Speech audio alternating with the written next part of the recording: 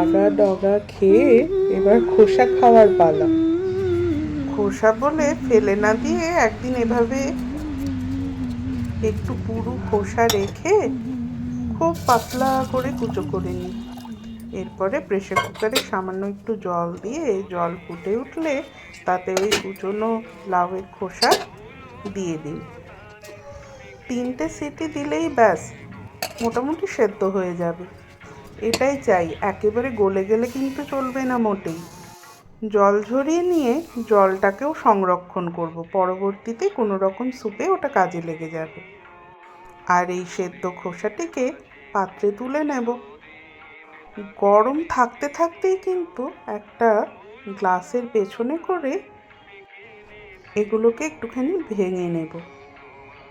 পুরোপুরি চটকে মাখা নয়, কিন্তু আধ ভাঙা করাটাই উদ্দেশ্য। আবার কড়াই বসাবো আর তাতে দেব সামান্য একটু সর্ষের তেল।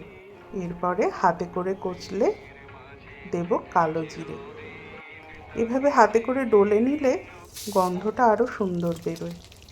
কাঁচা লঙ্কা, পোস্ত দানা খানিকটা যোগ করে সুন্দর যখন গন্ধ বেরোবে তখন এই সেদ্ধ করে রাখা খোসা দিয়ে দেব।